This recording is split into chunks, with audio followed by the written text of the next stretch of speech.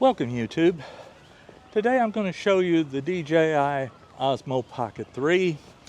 It's been out for about 6 months now, and there's been a lot of hype about this camera. It's still hard to get. When I was shopping for it, Amazon had a scalper that was asking over $900 for the creator combo. That normally retails for $669. Adorama was sold completely out, and B&H had some, so I ordered one from them. And by the time FedEx delivered it, B&H was out of stock again. I'm going to show you some of the features that the camera can do. I'll show you some hyperlapses. I'll show you some low light and slow motion footage, and some walking shots to show how smooth the stabilization is on the camera. I think I'm going to like it. But stick around and you can take a look and judge for yourself. I shot this clip in D-Log-M using a Neewer circular polarizer on top of an ND16 filter. The filters are magnetic and clip onto the front of the camera and can be stacked without vignetting. I think the stabilization is pretty good as I walk alongside these koi. Just a test clip shot with the gimbal in tilt lock mode.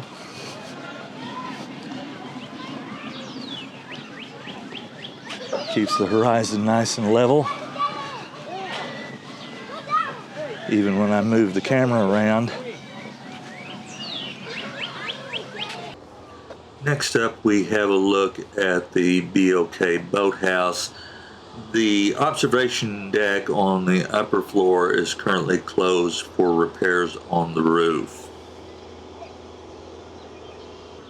The autofocus is pretty snappy, as this clip shows. Focus breathing is well controlled too. If you're enjoying the video, please take a moment to hit the like button. If you'd like to be notified about future videos, please take a moment to hit the subscribe button and click that notify bell.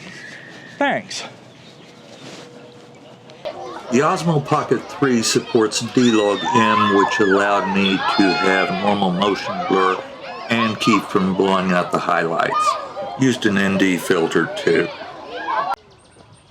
It isn't really a macro lens, but the 8-inch minimum focusing distance did let me get pretty close to this flower.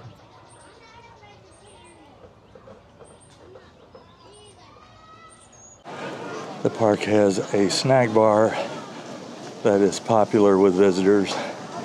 You can get burgers, chicken tenders, mini pizzas, that sort of thing. The light weight of the camera gimbal made it very easy to move smoothly with it. Next, I went to the Oklahoma Aquarium to test out the low light performance of the Pocket 3. I'm very pleased with this. When I shot this tank last time using my full frame camera, I had to shoot at 10,000 ISO. I think the low light mode did a very good job on these Pacific sea nettles too. I think the polarizer did a pretty good job. It was part of a set of 4 filters that I got on Amazon for about $35. I was really pleased with the quality of this video of the spiny lobster. The images are really crisp and clear without a lot of noise. I think the low light mode did a good job on this oyster toadfish's chin whiskers. Autofocus did a really good job of locking onto these scorpion fish. Their natural camouflage can confuse autofocus systems. Just for fun, I shot this clip of an albino turtle in 4K 120.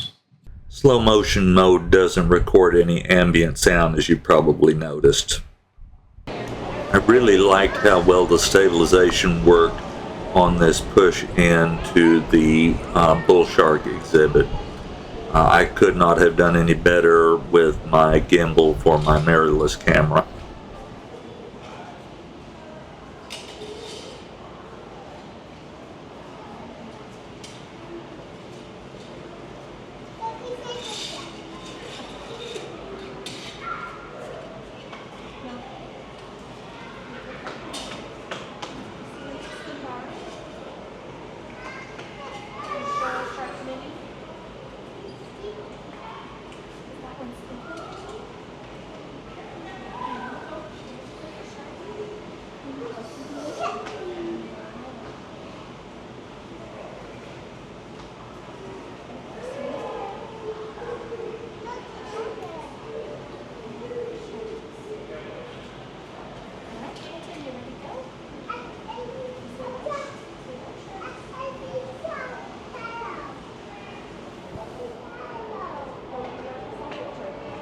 In this slow motion clip, watch how this seahorse swims by rippling his dorsal fin.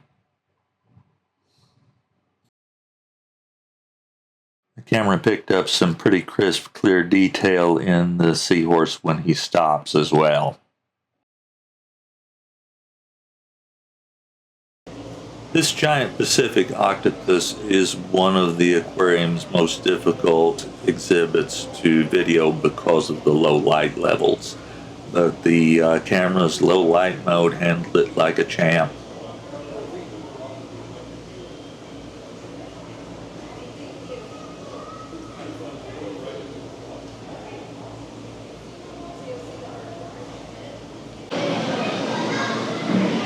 Shooting this vlog clip at the Oklahoma Aquarium. I'm in normal mode with Active Track enabled. I've been very pleased with the low light performance.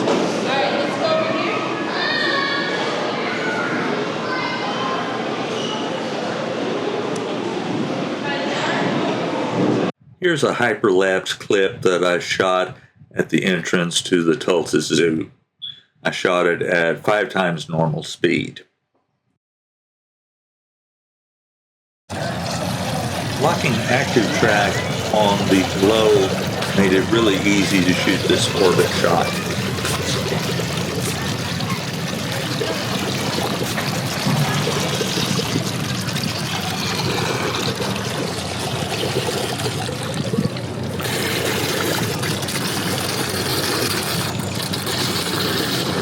Está más fuerte que yo.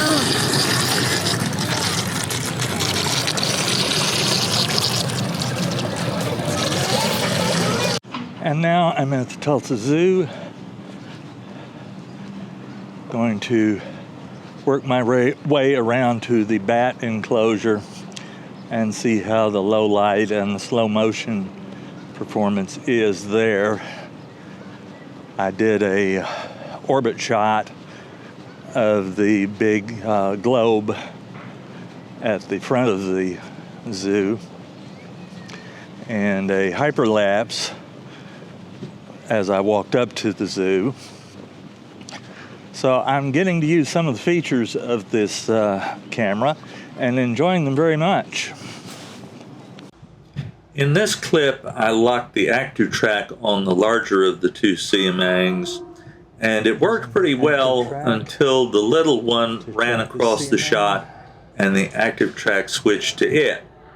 The clip didn't look bad, but the camera made that directorial decision and not me. After it made the switch, it did follow the little one pretty well.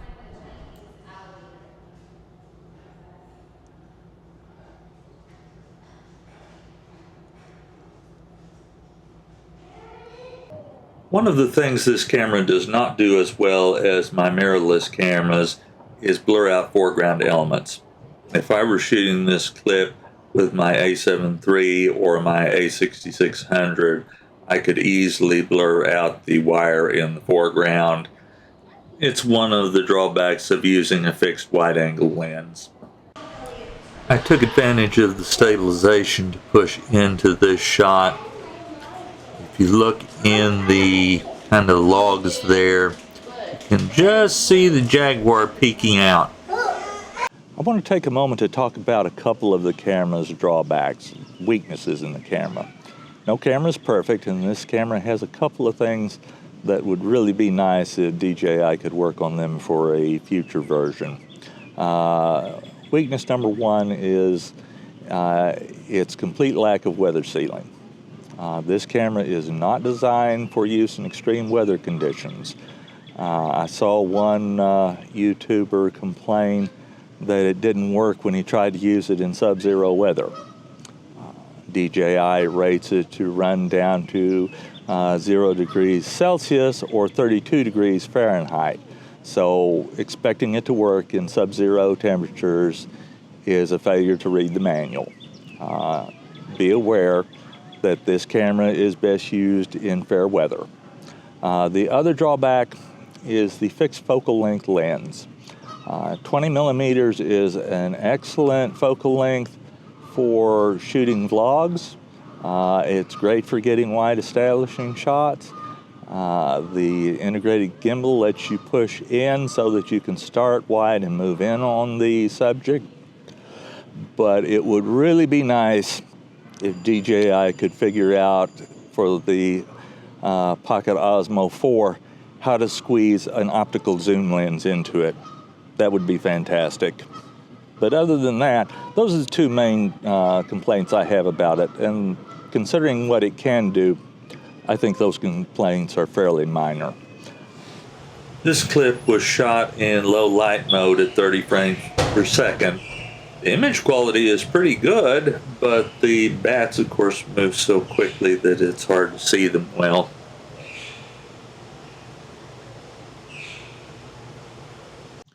This image was shot at 120 frames per second. It's no longer in low light mode, but the image quality is still pretty good, and at the slower motion, it's much easier to track the bats. I love this rock-steady handheld shot.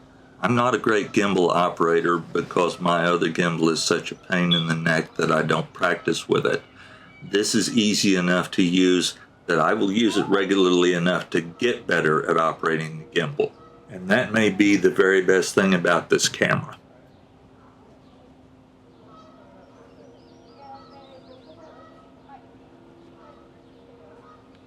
Thanks for watching. I hope you enjoyed the video as much as I enjoyed making it. I really like this little camera. It's going to add some new dimensions to my channel. I'm going to be able to do more walking around shots, which I didn't really much do because the gimbal I had was just a pain in the neck to use. I'm going to like this a lot better, I think. But if you like the video and you'd like to be notified about future videos, please hit the like button and click that subscribe button and hit the notify bell again. Thanks again for watching. Like I say, I hope you enjoyed it. Bye-bye.